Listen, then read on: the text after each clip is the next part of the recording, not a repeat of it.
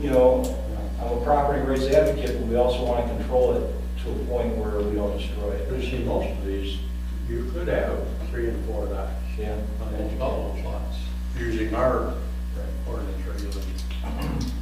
I did have a brief meeting with Morgan and Kurt this morning, and Jim walked in to try and figure out some of the complications of making this one development with 2 townships. And we think we can do it. You know, the fortunate thing is Cliff Bloom is the attorney for both townships, which is really nice, so we don't have to sit there and butt heads with another attorney. So we just want to make sure that the legal ramifications, everything's right. When we do the PUD, do we have to do 2 separate PUDs or 1? You know, I mean, obviously, the PUD here has to be approved in this township, and the PUD there has got to be approved in that one. But we're letting both townships know that it's all going to be one piece. So all this property dedicated in Brooks is going to be for people in Croton and vice versa. So all the open space over here is going to be that the Brooks, so the Brooks people understand that too. So this is going to be one development. And essentially, it's going to end up that both townships will approve the same thing. You know. Yeah. You know. Well, that's why we're doing this kind of the stab, this preliminary right now. Let's weed out any issues that we have and see what we need to do. One thing that we did discuss a little bit this morning was when we get down the road a little ways, here, go to our planner that we have on and ask him to tell us what questions should we be asking here, you know, before we get too much further down the road. Yeah, And it and does give another view and more experience. I'm going to get Kurt asked for this from Brooks. It's going to take me a while to do it. I'm going to give you a more definitive narrative. All of these things I'm talking about, the language is going to be in restrictive covenants, in bylaws. I'll try and bullet point it all. So, you know, you have a kind of a summary of what the concept is.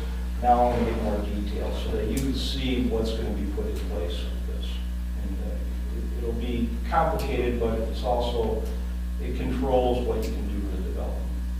When you start selling these lots, are you gonna, like, say, open up certain areas first, or is it the whole thing gonna be opened up at the same time?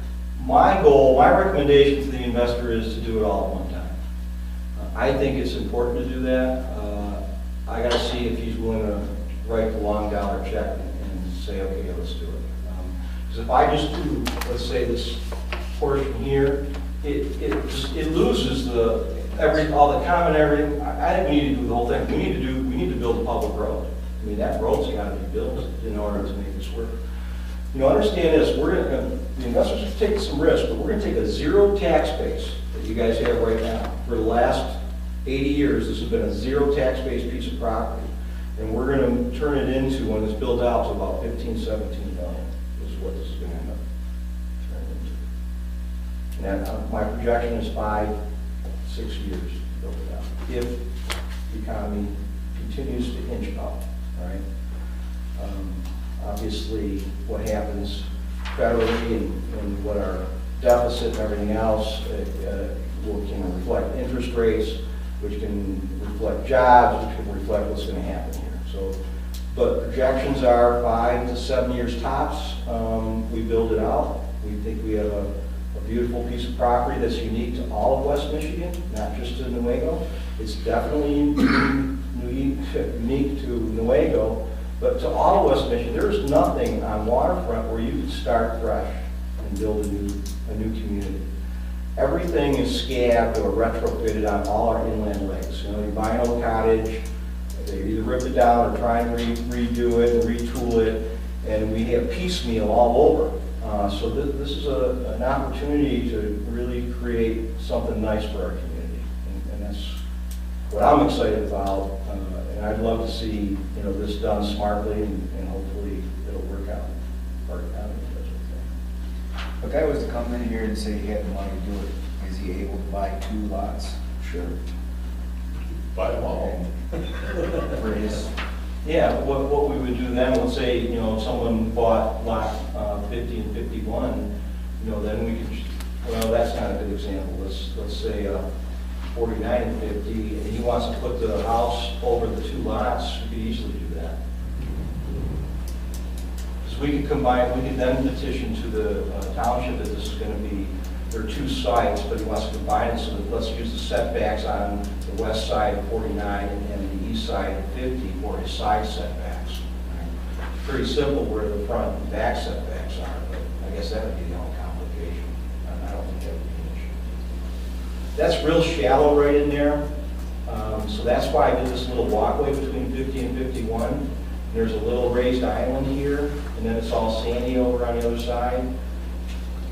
When we do a thaw, we're going to look at this a little bit closer. If it's too shallow for some of these docks on 49 through 52, that might be one spot where we do, Carl, a community dock. It's too shallow for them to bring boats. I don't think it's going to be an issue, but I put that in there as an insurance clause, just in case. If you thought you could combine and put it up and be 42, 43. Oh, yeah. Yeah, so this is interesting. When I had my engineers designing this, he put, that's the township line where 43 and 42 is. We had a lot, half in Croton, half in Brooks, and the taxation issue was going to be a challenge. Morgan thought he had it worked out already, but I said, I'm just going to change the lot. So we moved it so that the lot line is right on the township line. That was a bit interesting. Who gets half and who gets the other half? The other thing is, that power line that goes through there, they're gonna be upgrading that to the high towers that we're going up now. Is it the same company, transmission line? Yeah, it's Consumers and M&J's doing that section. It'll be a while. They haven't told me that yet, so I don't know if that Well, was... what I'm getting at is, if you're putting your road in anytime soon, there's gonna be some heavy equipment coming in there, Right. installing these big power lines. So, if you- We'll have to find it out. yeah, it's something. Consumers is, I've worked with them quite a bit on this pathway that we just did, and that's Brooke McTaggart out of Cadillac. They're the land use people. I know our board here has done a lot of work with them, and they are pretty good to work with. But this part is the real estate division part, this 200-foot strip in here, and that's out of Jackson. They're not easy to work with. It's like dealing with Washington. That's for your information. No, that's good. You put a road in there and you put a 3-inch blacktop on it, I can guarantee you. They'll get ripped up, yeah. Well, we'll talk to Kelly about that. It is a public road. We want to make sure that it stays good and doesn't get destroyed. I did send this print electronically to Consumers, so they have it. They've already assigned me for power, a person out of Big Rapids. I don't think I have that in my information now, but he's starting to look at the power and what we can bring in and what's needed. Everything, by the way, will be underground in here.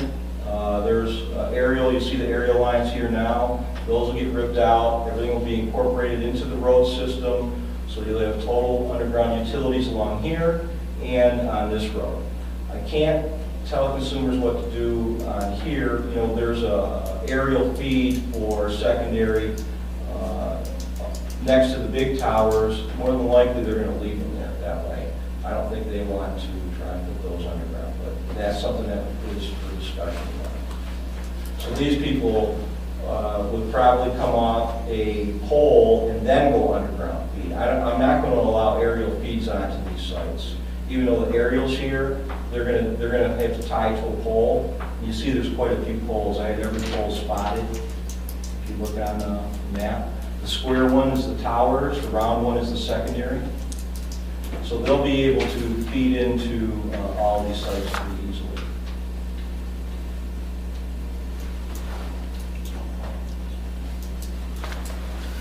Individual wells on all these. So we have water tests on a couple existing wells now, and it seems to be good with that. Any other questions?